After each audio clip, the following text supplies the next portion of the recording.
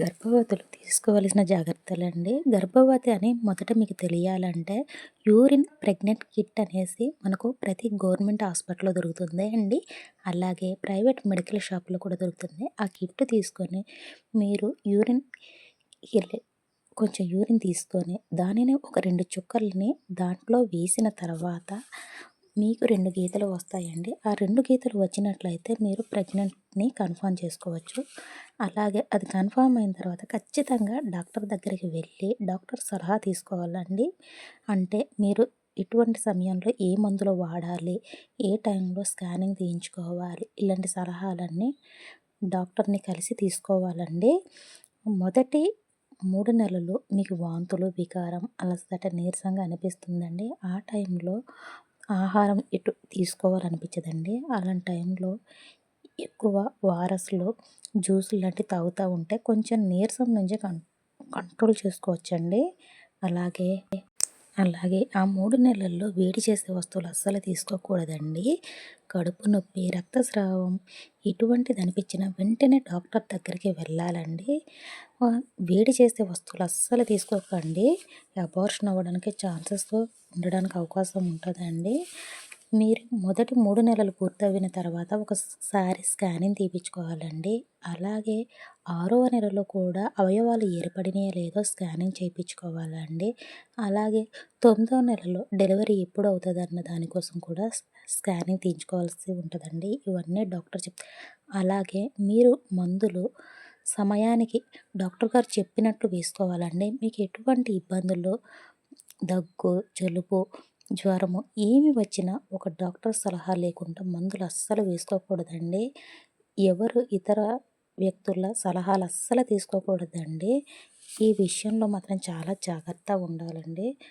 అలాగే గర్భవతులు ప్రతిరోజు భోజనం సమయంలో ఆకుకూర, పెరుగు, పప్పు ఇలాంటివి తీసుకోవటం వలన ప్రోటీన్, ఐరన్, కాల్షియం లభిస్తుందండి. ప్రతిరోజు పాలు తాగటం వలన వాళ్ళకి కాల్షియం ఎక్కువగా లభిస్తుందండి. ప్రతిరోజు రాత్రి సమయంలో అయితే ఏదో ఒక కాయగూరతో తింటే సరిపోతుందండి.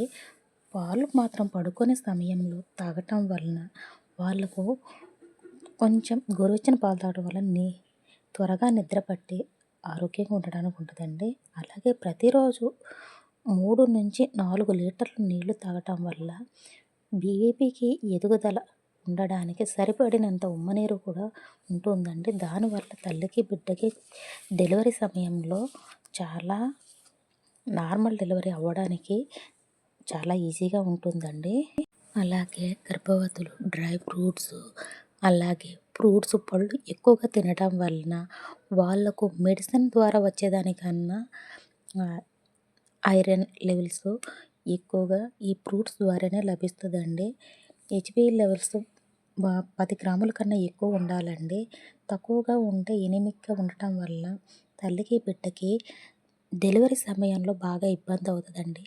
ప్రతి నెల 9వ తారీఖున గర్భవతులు హాస్పిటల్కి వెళ్ళి చెకప్ చేయించుకోవాలండి. అలా చేయించుకోవడం వల్ల రక్తం ఎంతుంది, మన బీపీ ఎంతుంది, షుగర్ ఎంతుందని చెక్ చేస్తారండి. ఏది ఎక్కువ ఉన్నా కూడా వాళ్ళు డాక్టర్ ఎలా చెప్తారో అలాగా మందులు వాడవలసి ఉంటుందండి.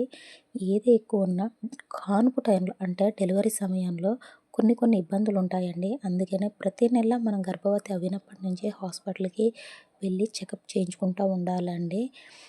ఇలాంటివన్నీ ఫాలో అవ్వటం వల్ల మీకు నార్మల్ డెలివరీ అవ్వడానికి ఛాన్సెస్ ఉంటాయండి. 9వ నెల వచ్చిన తర్వాత నుంచి మీరు కొంచెం వాకింగ్, అలాగే ఎక్సర్సైజులు చేయటం వల్ల మీకు నార్మల్ డెలివరీకి అవ్వడానికి ఛాన్సెస్ ఉందండి.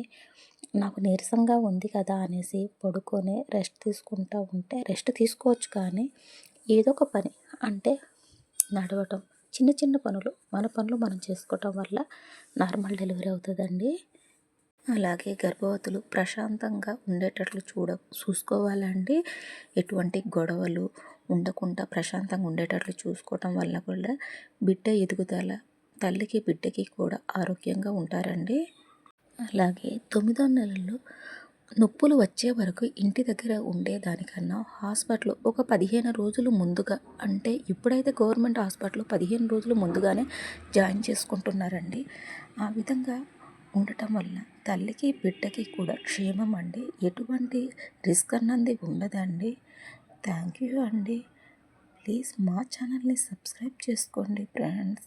Thank you friends.